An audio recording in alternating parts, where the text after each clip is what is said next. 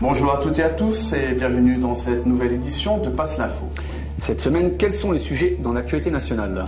Nous parlerons du livre Choc d'Hassan Ben-Messous. Et puis nous enchaînerons avec le carton jaune de Michel Platini envers Israël.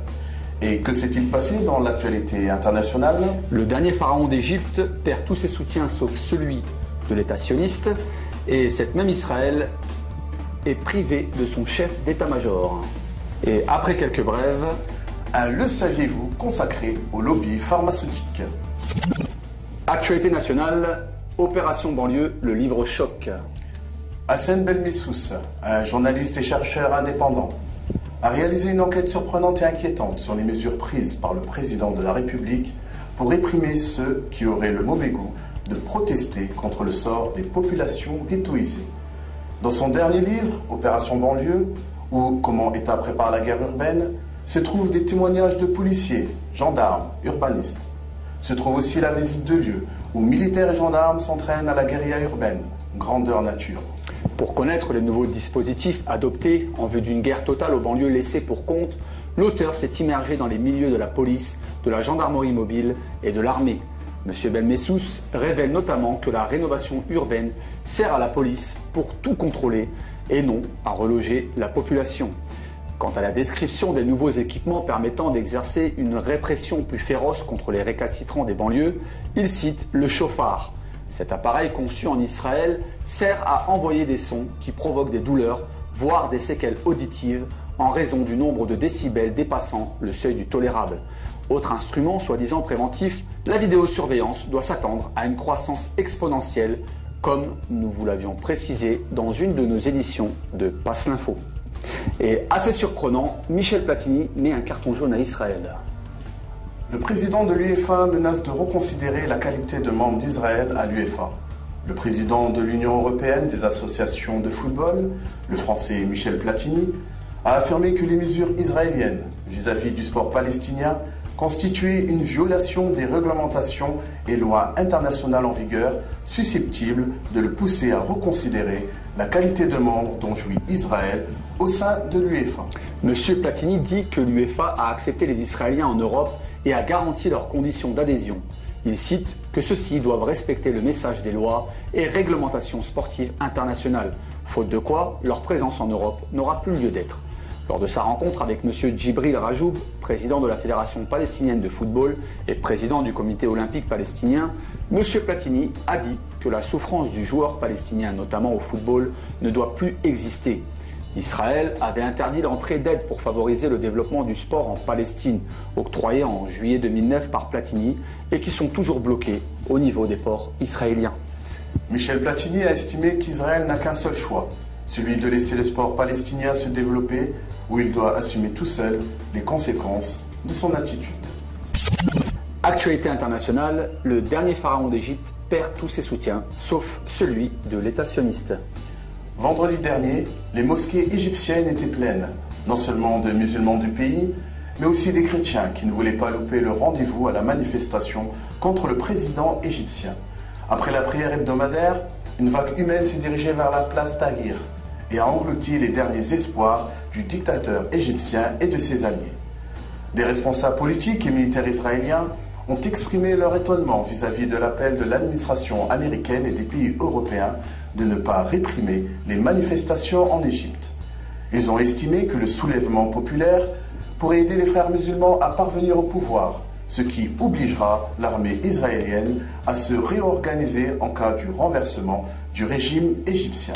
Un ancien chef d'une filière de renseignement militaire, Aharon Zevi Farkash, a déclaré à la radio israélienne « Je ne comprends pas la position des États-Unis et des pays européens, ni leurs revendications pour la démocratie en Égypte », ajoutant que les manifestants égyptiens doivent être matés pour qu'ils cessent leur révolte face au régime égyptien, l'allié arabe de l'entité sioniste.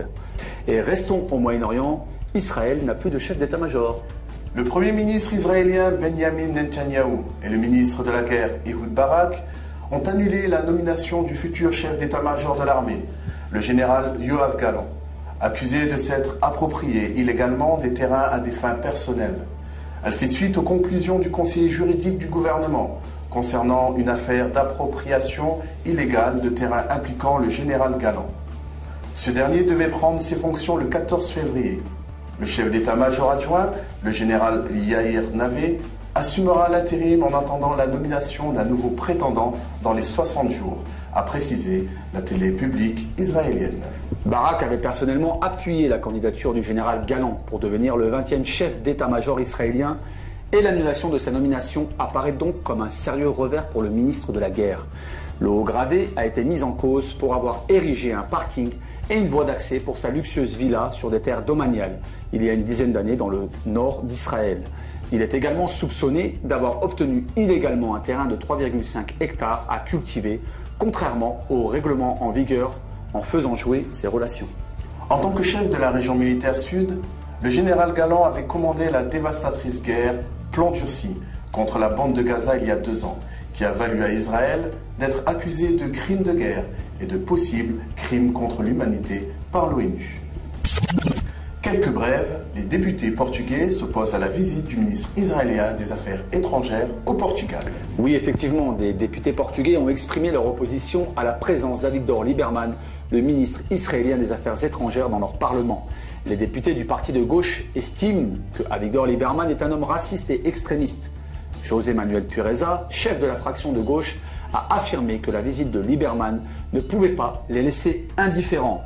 Et autre affaire qui ne peut laisser indifférents, apparemment, chez Herta Nestlé, le porc est halal. En effet, des traces d'ADN de porc auraient été retrouvées dans les knackis de volaille halal de l'entreprise Herta, filiale de la multinationale Nestlé. Les clients de la communauté musulmane déposent plainte contre Herta et la Grande Mosquée de Paris, partenaires et caution musulmane dans cette affaire. Les découvertes dans ce marché très rentable du faux halal vont sûrement incriminer d'autres marques. Et sans transition, l'angoisse des émirs. Effectivement, les émirs du Koweït, angoissés à l'idée d'une révolution identique à celle de la Tunisie et l'Égypte chez eux, qui pourrait affecter la production du pétrole et faire diminuer leurs gains, ont décidé d'octroyer 5 milliards de dollars au peuple koweïtien sous l'appui d'une loi votée par le Parlement. Et maintenant, parlons santé. L'hebdomadaire Trabajadores a annoncé mercredi que Cuba a validé le Symavex EGF, le premier vaccin thérapeutique au monde contre le cancer avancé du poumon. Ce vaccin aurait traité plus de 1000 cas à Cuba. Gisèle González, responsable du projet, a précisé que ce vaccin peut changer le stade avancé du cancer en maladie chronique contrôlable. Et maintenant, passons à la fameuse brève insolite. Le Pôle emploi recrute un religieux. Effectivement, le Pôle emploi, après avoir proposé un poste de stripteaseuse il y a quelque temps, propose de nouveau une autre annonce originale qui a été dénichée par le blog Alkens. Il s'agit d'un poste pour un animateur socio-culturel qui serait imam, donc chargé d'organiser les 5 prières quotidiennes et de donner des cours de langue arabe. Le saviez-vous, le lobby pharmaceutique? Depuis plusieurs années, différents scandales éclaboussent le monde pharmaceutique. Un anti-inflammatoire réputé, le Vioxx, du labo Merck, a été retiré du marché, sous la pression des milliers de victimes d'effets secondaires minimisés. Les contrats de production du vaccin contre la grippe A ont choqué l'opinion au point de susciter une crise de défiance inédite. Puis, plusieurs alertes ont été lancées sur des médicaments largement consommés. Et enfin, le Mediator vient d'être retiré du marché. Abusivement prescrit comme coupe-faim, le Mediator aurait fait 500 à 2000 morts depuis sa commercialisation en 1976. Comment expliquer les défaillances des vigies sanitaires qui, en France, décident de la mise sur le marché d'un médicament, de son remboursement, de son retrait? Quelles relations entretiennent les labos, les médecins et les autorités de santé publique? Le monde médico-pharmaceutique est une jungle où la force se conquiert d'abord par l'argent.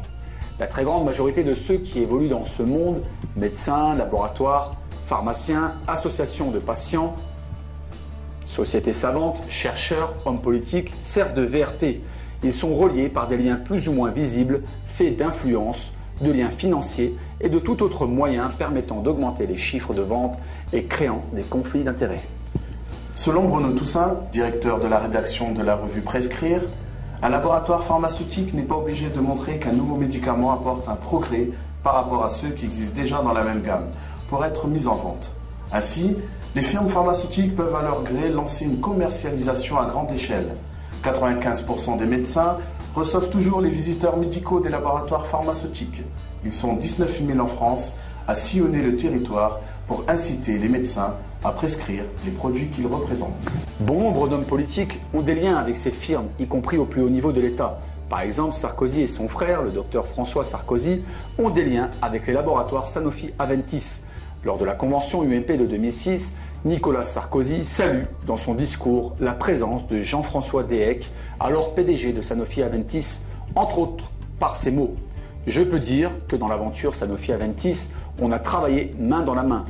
Et celui-ci répond en gros en demandant de plus gros efforts législatifs en faveur des intérêts économiques des laboratoires pharmaceutiques.